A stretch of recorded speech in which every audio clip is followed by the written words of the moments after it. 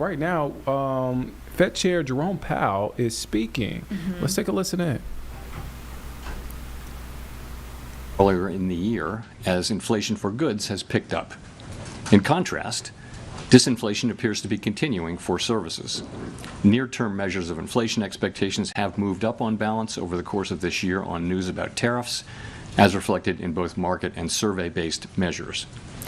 Beyond the next year or two or so, however, most measures of longer-term expectations remain consistent with our 2% inflation goal. Our monetary policy actions are guided by our dual mandate to promote maximum employment and stable prices for the American people.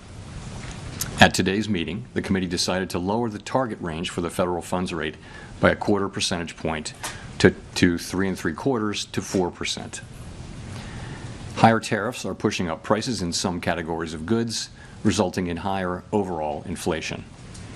A reasonable base case is that the effects on inflation will be relatively short-lived, a one-time shift in the price level. But it is also possible that the inflationary effects could instead be more persistent, and that is a risk to be assessed and managed. Our obligation is to ensure that a one-time increase in the price level does not become an ongoing inflation problem. In the near term, risks to inflation are tilted to the upside and risks to employment to the downside. A challenging situation. There is no risk-free path for policy as we navigate this tension between our employment and inflation goals. Our framework calls for us to take a balanced approach in promoting both sides of our dual mandate.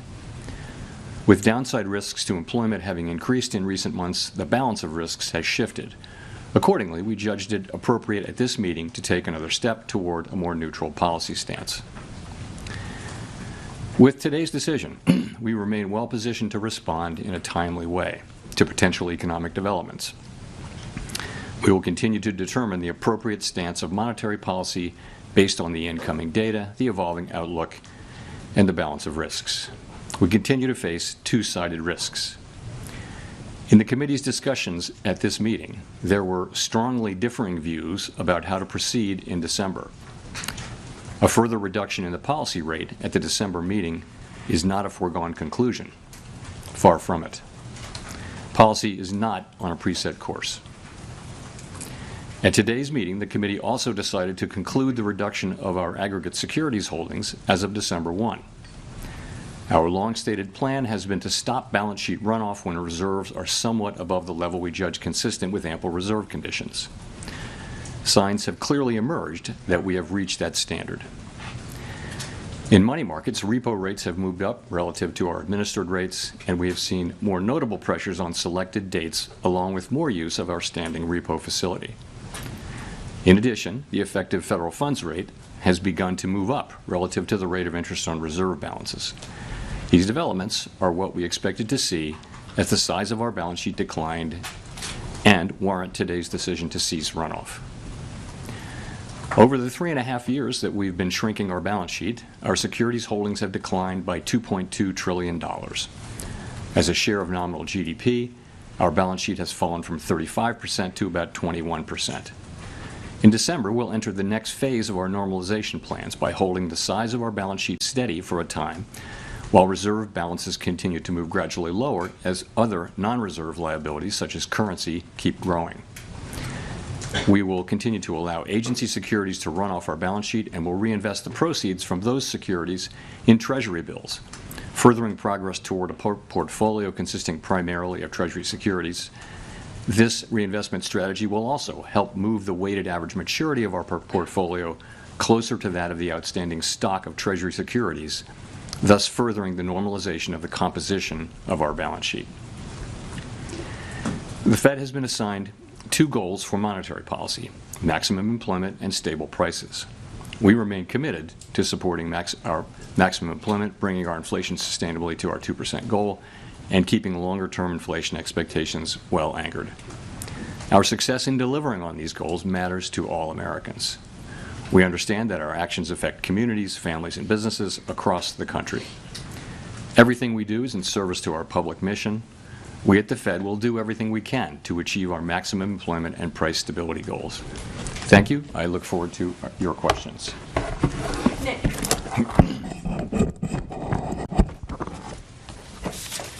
Nick Timmeros of the Wall Street Journal. Chair Powell, are you uncomfortable with how market pricing has assumed a rate cut is a foregone conclusion at your next meeting? Well, as I just mentioned, a further reduction in the policy rate at the December meeting is not a foregone conclusion, as I've just said. So I would say that needs to be taken on board. We had, I would just say this, 19 participants on the committee. Everyone works very hard at this and takes their obligations to serve the American people very seriously. And at a time when we have tension between our two goals, we have strong views across the committee. And as I mentioned, there were strongly differing views today. And the takeaway from that is that we haven't made a decision about December. And we're going to be looking at the data that we have, how that affects the outlook and the balance of risks. And I'll just say that. You and some of your colleagues have framed last month and maybe today, I won't put words in your mouth, there's a risk management exercise. At what point do you conclude that you've taken out enough insurance? Are you looking for some kind of improvement in the outlook, or could this unfold along the lines of last year where you made a sequence of adjustments and then waited to gather more information? So the way I've been thinking about it is the risks to the two goals. For a very long time, the risk was clearly of higher inflation. And then that has changed now. And as we saw particularly after the July meeting, we saw the downward revisions in job creation, we saw a very different picture of the labor market and suggested that there were higher downside risks to the labor market than we had thought.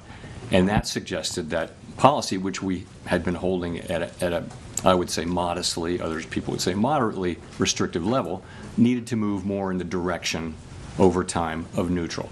If the two goals are sort of equally at risk, then you ought to be at neutral, because one of them's calling for you to hike and one of them's calling for you to cut. So if that got back into balance, then you'd want to be roughly at neutral. So in that sense, it was a risk management.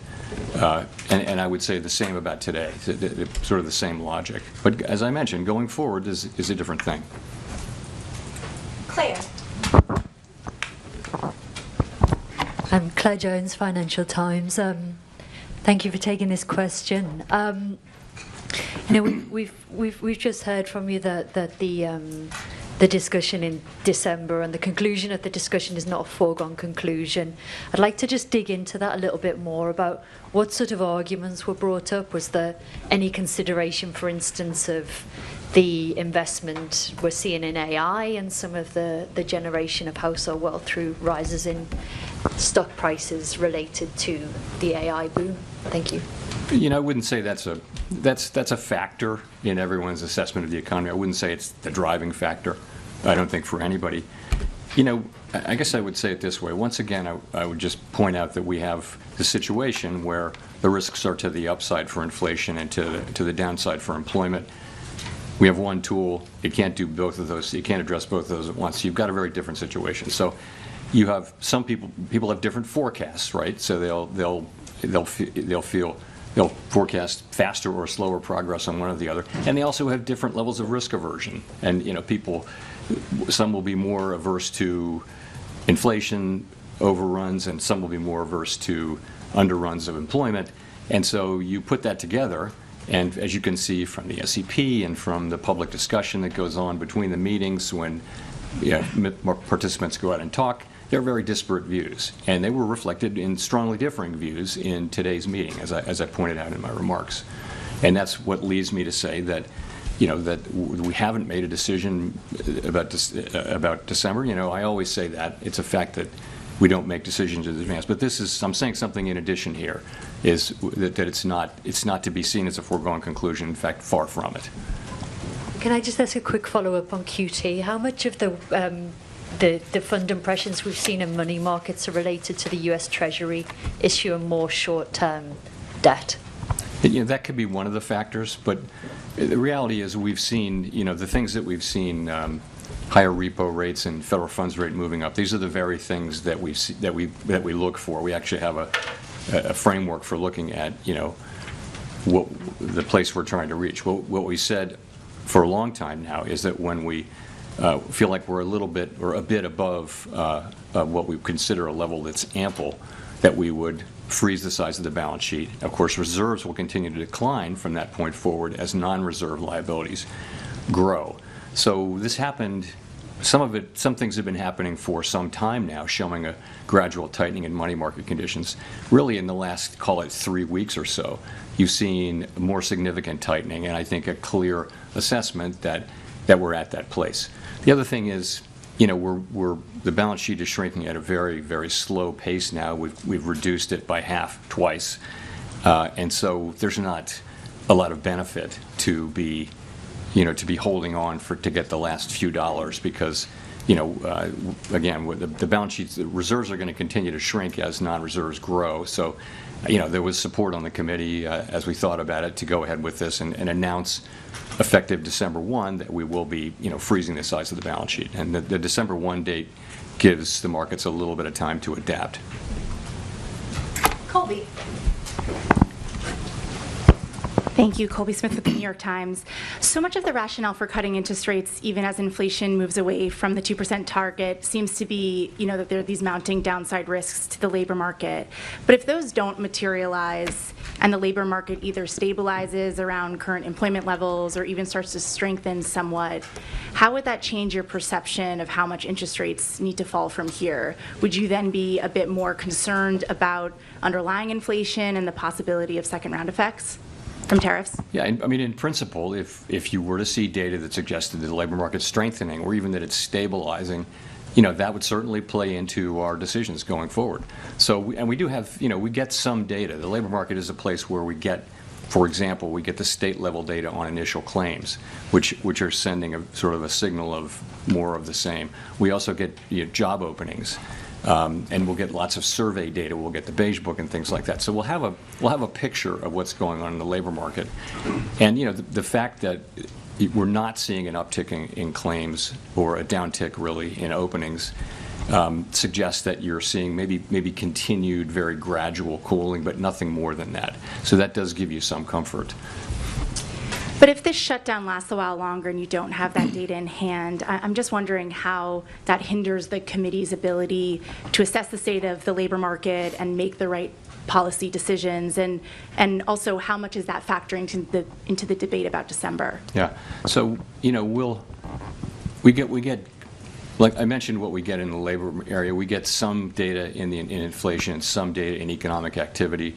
And we'll have a picture of what's going on. We also will have the Beige Book again.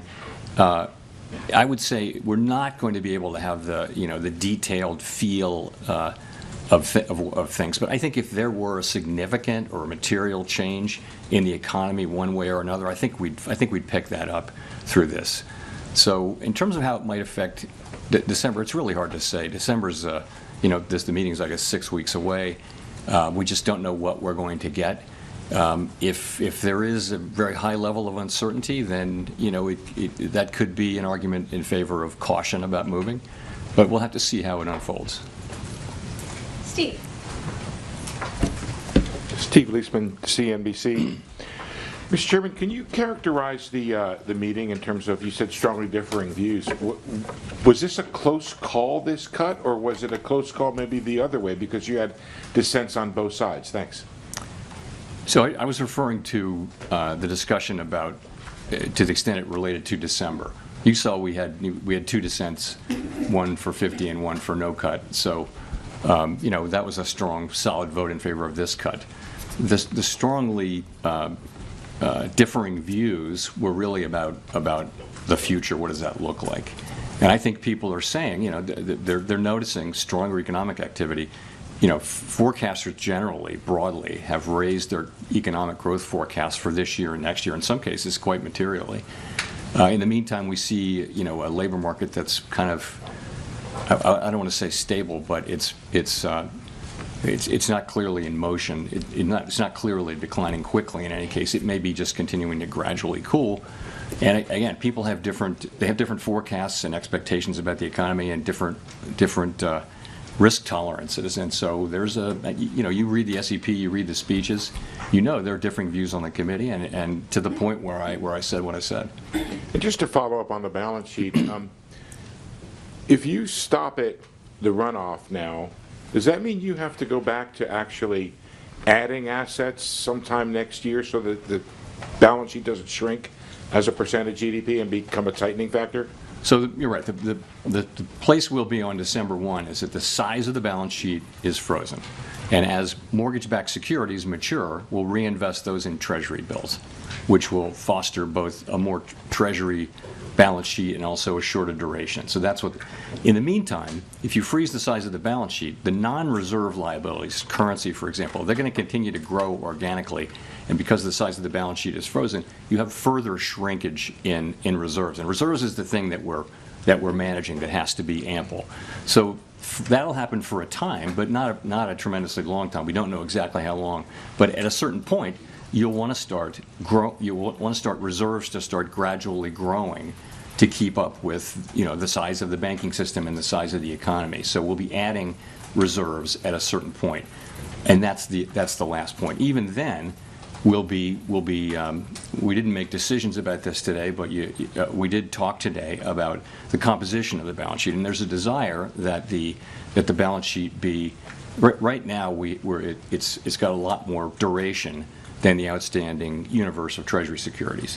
And we want to move to a place where we're closer to that duration. That'll take some time. We haven't made a decision about the ultimate endpoint, but we all agree that we want to move more in the direction of a balance sheet that more closely reflects the outstanding Treasuries, and that means a shorter duration balance sheet. Now, this is something that's going to take a long time and move very, very gradually.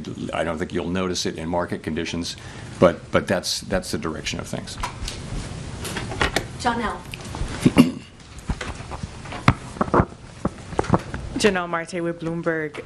How are officials interpreting the latest CPI report? So some components came in lower than expected, but core inflation was still at 3%. So at this moment, what are you learning about the drivers? And also, do you view that the risks are greater that the Fed makes a mistake on employment or inflation? So the September CPI report, we didn't get PPI after that, which is important for translation into what we look at, which is PCE inflation, but we can still make a pretty good assessment of what that will be. When we get PPI, there might be some adjustments, but so directionally, it was a little softer than expected, and we always break it down into the three components. So basically, you've seen goods prices increasing, and that's really due to tariffs. And that's compared to a longer run trend of very, very mild deflation in goods. So that's moving inflation up. On the other side of that, good news that housing services inflation has been coming down and is expected to continue